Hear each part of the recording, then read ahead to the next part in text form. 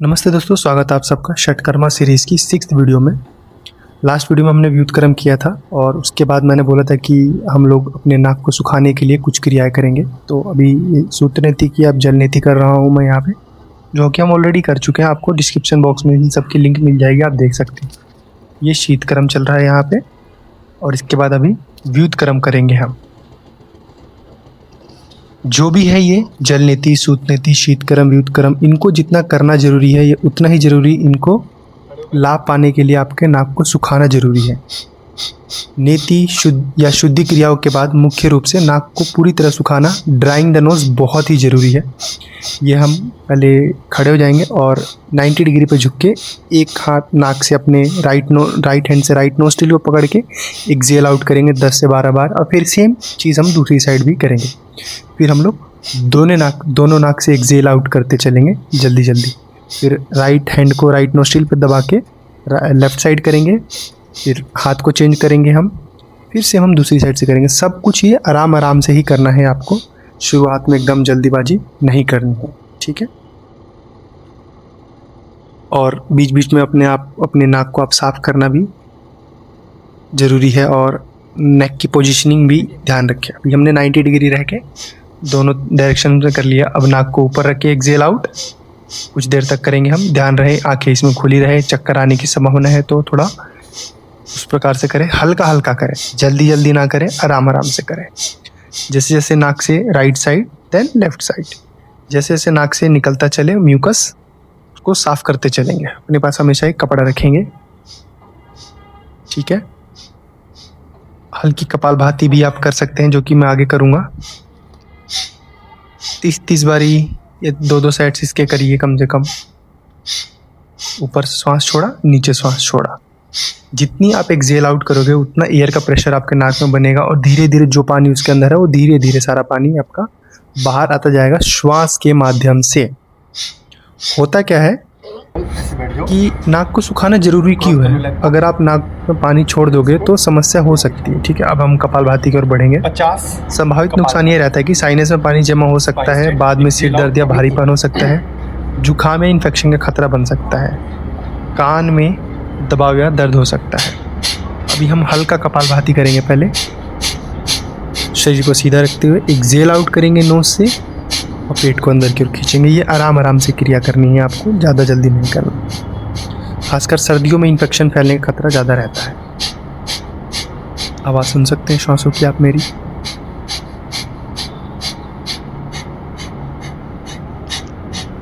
आराम से आपको 20-20, 30-30 के सेट 2-3 सेट करने हैं। इसके बाद हम लोग अब थोड़ा सा पर्वत आसन में जाएंगे और एक्सेल आउट करेंगे। नीचे कपड़ा रख लीजिए।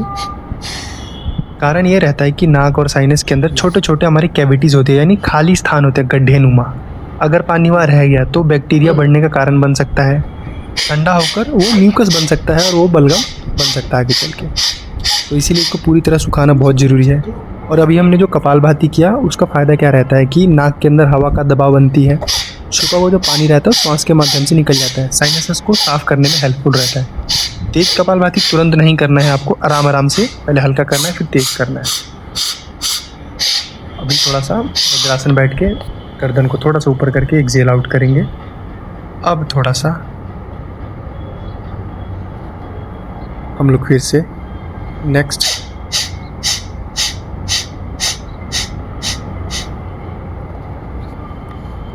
अनुलोम विलोम और सूर्यभेदी, चंद्रभेदी, इन सब का अभ्यास भी हम करेंगे। पानी स्पेशली मैंने राइट नोस्ट्रिल पे अपने थंब को रख दिया है और लेफ़्ट से सांस ले रहा हूँ तेज, और लेफ़्ट से सांस छोड़ रहा हूँ। लेफ़्ट नोस्ट्रिल से सांस ले रहा हूँ, लेफ़्ट से सांस को छोड़ रहा हूँ। राइट हमारा बंद है। अभी सेम अल्टरनेट अभी हम दूसरी साइड भी करेंगे।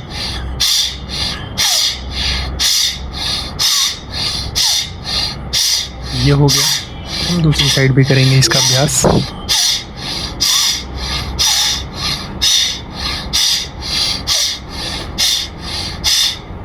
राइट साइड कम से कम 20 से 30 बार अभ्यास करेंगे इसका, और यू विल फील कि आपके नाक से पानी आ रहा है धीरे। जब तक करना है जब तक आपका नाक ना सूख जाए। नीति का सबसे गोल्डन रूल आप समझ लीजिए नीति किया आपने, जल नीति किया, शीतक्रम व्युत्क्रम जो भी किया, नाक पूरी तरह सूखी होनी चाहिए, जो कि बहुत इम्पोर्टेंट है। अब हम यहाँ पे अनुलोम विलोम हमने शुरू कर दिया। राइट से सांस ले रहे हैं, लेफ़्ट से छोड़ रहे हैं, लेफ़्ट से सांस ले रहे हैं, राइट से छोड़ रहे हैं, मतलब ऑल्टरनेट ब्रीथिंग करनी है आपको। एक सांस एक नाक से लेनी है, दूसरे से छोड़नी है, फिर उससे लेनी है, फिर वापस पहले से छोड़नी है।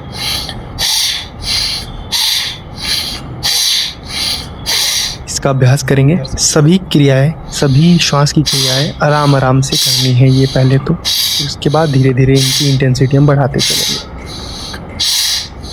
नीति हो, कपालभाति हो, जैसी शुद्धि क्रियाएं जो होती है बहुत ही फ़ायदेमंद होती है, लेकिन अगर आप नाक को सही से सुखा नहीं पाते तो फ़ायदे की जगह आपको नुकसान हो सकता है। तो वेरी इंपॉर्टेंट, आपको नाक को सुखाना ज़रूरी है। पहले नाक को क्लीन करो, देन ड्राई करो, रिलैक्स करो, प्राणायाम करो, ये सीक्वेंस रहने वाला है।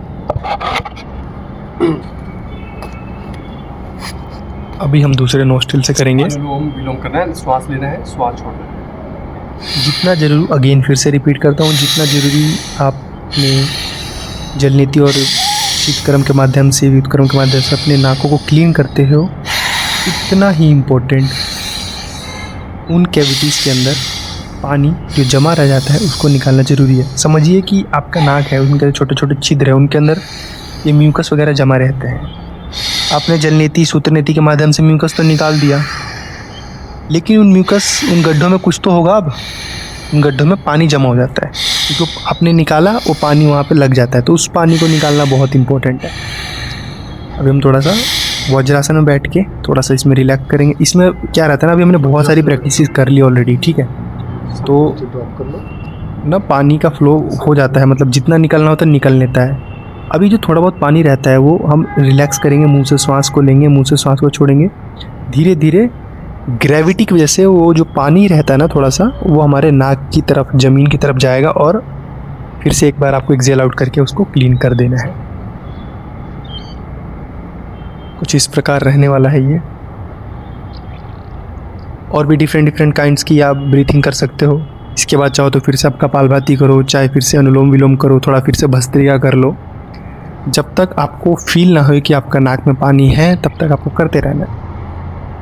मोस्ट इम्पोर्टेंट, ये सारी जो क्रियाएं हो जाती है एक बारी, आपने बहुत सारी कपालभाति कर ली, खड़े होकर बहुत सारी एक्सहेलेशन कर लिया, उसके बाद आप थोड़ा सा शवासन में लेट जाओ।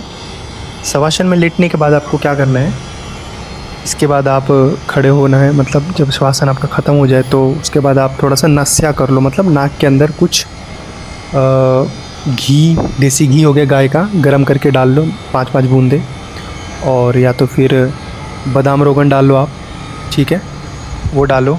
और ये सब करने के बाद आपको ठंडा वंडा कुछ नहीं खाना है, अचार वचार नहीं खाना है, खट्टा नहीं खाना है, एकदम सिंपल खाना खाओ, जो कि कुंजल के बाद हम लोग खाते हैं ना घी वगैरह, वो वाला आप खाना खा सकते हो। ठंडी जगह से बचना है, पॉल्यूशन में यानी बाहर तुरंत नहीं निकलना है, आपको थोड़ा सा वेट करना है, क्योंकि अभी ना आपकी नासिका बहुत ही नाजुक है, छिद्र जो है ना बहुत ही नाजुक है वो। और अगर आपको फील हो सर दर्द हो रहा है या फिर जो भी हो रहा है, तो आप एक बार भाप ले लो, ठीक है। यहाँ मैं बता रहा हूँ, देखिए कि वो 10-10 ड्रॉप है, आपको डालनी है करके नाक में, बिल्कुल कुछ इसी प्रकार। और ऐसे शवासन में लेट जाओ आप कुछ देर के लिए। आपको ध्यान रखना है कि इसके बाद अगर आपको फील हो तो आप इसके बाद गर्म पानी का भाप भी ले सकते हो। तब तक के लिए नमस्कार, मिलते हैं नेक्स्ट वीडियो में जल्दी ही। नमस्ते।